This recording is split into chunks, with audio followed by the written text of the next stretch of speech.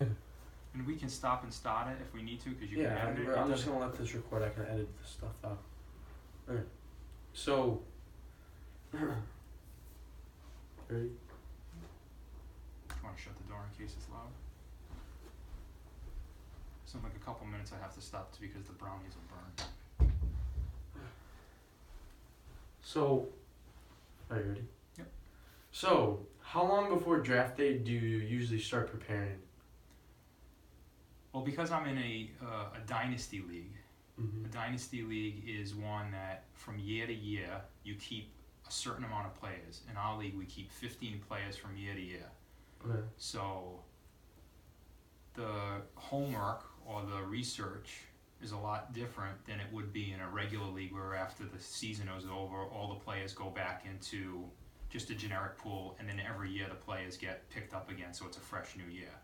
My league is a dynasty league, so it's almost like an all year round thing. The minute the season ends in October, take a couple months off, but once January 1st hits, I start going right away, studying and doing research, and because we not in a dynasty we also have a budget. So our budget is we have a salary cap of $260 we're allowed to spend. Mm-hmm. And then each player has a denomination of money that we attribute them through our draft. Our draft is a auction draft. So in the Dynasty League, we have an auction draft, so we get around the table, 12 GMs, general managers, and then we throw a player's name out, say like Derek Jeter, somebody says $1, somebody says $2, and then at the end, when somebody doesn't want to go any further, say it's $20, that is that person's contract for the next 3 years. Mm-hmm. And then over the time, we can either keep them, trade them, whatever we're going to do. But our league's a lot more sophisticated or difficult, I guess, if you want to say, because of the money's involved and all that stuff. Yeah. All right. Next question is, what are some things you do to... Oh, wait. Hold up. Pause. Okay, I already did. How do you prepare for the draft day? What are some things you do to prepare for draft day, and what do you do during the season? Yeah, to prepare for draft, it's all about just research. I go on. I have straight up research. I research every baseball team, every player, as many players as I can. You kind of have, because we're in a dynasty league, we get to keep 15 people, and our total roster is 25 people. So if I keep 15 people, there's really 10 people I need to look for. Okay. And specific positions end up like, if I keep all outfielders, like my team in our league of the 25 people, you have to have 10 pitches, 15 players. So it's 2 catches, first base, second base, middle infield. So if I have 2 catches, I don't need to research catches for that yet. So of the 10 players, there'll be majority pitchers. Yeah, pitches are tough because you can't really keep 10 pitches, and then the money has to do it. It depends on like Mike Trout's the best player in baseball. You're not going to keep him every year for $44 to $50 because you have a salary cap of $260. Mike Trout takes up 50 of that. You only have $210 for a total of another 24 players. Mm-hmm. So you can get them on draft day, but overall to keep them from year to year isn't. But to research, there's some websites I go on. Fangraphs website is my favorite website, and then Fantasy Rundown, which Fantasy Rundown is great because it houses or has an umbrella for every fantasy article written on the website everywhere. So you know everything from that website. Right. I don't have to go to USA Today. Like I don't have to click. Yeah, you don't have that. I just go to Fantasy Rundown, and on that day's page, there might be 20 articles of every website there is, and it's easy just to go there and click. And they'll have headlines where there might be, like if I don't need a shortstop that shit, and the headline says shortstops that are looking good this year, I won't look at it because I don't need shortstops. Yeah. But if there's a pitching, I always go in there. Mm-hmm. And then we also draft, which is probably makes it so we draft minor league players too. We have 4 minor league position players that we have to draft for. So you got to do minor league research too. You can keep minor leaguers from year to year like you do with the players. You're only allowed to keep them up for 3 years. Yeah. But minor league play is important because towards the end of the year they can come up. If you get a good minor league player, then it can really help. Okay, I just thought of this question now because you brought up the Dynasty League. Yeah. Are there a lot of Dynasty leagues, or is Yeah, there your are a lot. league like... It's the purest form of fantasy baseball is a dynasty league.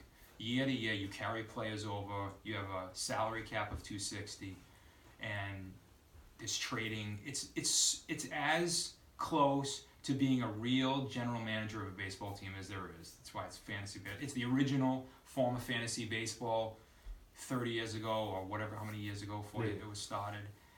And it's not, for me at least, it's not about, like, I like baseball, Mhm. but I love the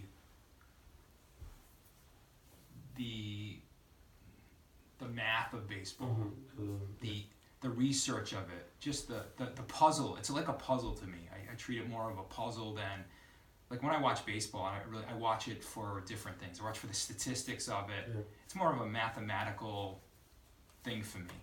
So, like I said, I treat it as a puzzle. I love the puzzle of it. It's fascinating. So yeah. Yeah. Do you know any other sports? Yeah, there's fantasy football. No, I mean like Dynasty. I think fantasy football has done. I'm sure everyone has. I'm sure every league, because of baseball, has a dynasty league component to them. Because your league is just like continuous, right? Yeah, it's good. Like, I've been in the same league. I took some time off, but I'm 49. I was in the league when I was 22, 23. Dang. Same league. Like same. This league has been going on that long. Yep. Jeez. All right. But I took about 10 years off because we moved here and the league is in Yeah. Rhode Island. So now. Oh yeah, because now you have to do the drafts on Skype. Which is right? great because Skype is awesome. Yeah. I wouldn't be able to do it so many years because. And That then really just makes and you then look when good. we first started doing it, we'd have paper and I'd have to. Like, there was no internet, we could see our stats. Oh, did you guys put on? I'd have to go to somebody's office and get a paper readout, and we would only get our updates once a week. Jeez. Now it's daily. We can Yeah, see how you can fast do it on we're your doing. phone, right? Right, I can do it anywhere. Crazy. Yeah, once a week we'd go to a friend of mine's office, pick up our packets of standings, and we'd find out our standings. Dang, actually? Yep. So you couldn't do it if you were from Michigan? Or like everyone else was in? I could, but think about it. Once a week we'd go pick up, almost like a weekly newspaper. We wouldn't know where we stood during the whole week. Unless you watched the games? Well, even you wouldn't know the standings. You could do it yourself week to week, but So that'd be now hard. it's updated. I know minute by minute where I stand because it fluctuates in the way we do CBS. We can see where we stand. Alright, next question. So do you think fantasy sports is luck based or skill based? And we can talk about like specifically like daily, you have season long dynasty, like Yeah, I think fantasy baseball is skill based. skill based? Yeah. All three? Like even daily? Yeah, I think daily is a skill. Sure, absolutely. Yeah, because it's so much based on statistics. Yeah. It's a math-oriented game, a skill. It's actually a skill. There are people who have. There's professional people who do. I don't know if they do fantasy baseball. They probably. Most of the fantasy people, professional fantasy people are writers, sports writers, and then they go into fantasy baseball. But daily fantasy sports, they're like people who gamble. They use that to their. Yeah, there are people who can use statistics, and there's all like Fangraphs is a perfect place people go. They can see who's pitching tonight, where they're playing, if they're playing in a cold weather, if they're playing with a field with there's so much into there's it. so much involved. Yeah, lefty versus righty, the weather. It's just so much I mean, this is involved. for all how sports. and how the player does against that person, how they do in that particular ball. Is Fangraphs specifically baseball? Yes. Alright. Yep. Specifically baseball, and it's all statistics. You can see everything. How they bat in the third inning versus against a right-hander. Mm-hmm. It's that specific. Like that specific, It's that and that's specific. why you think it's skill based? Yeah. Because Yeah. there's so much involved with it. Yeah. Okay, last question. Do you think daily fantasy games are gambling?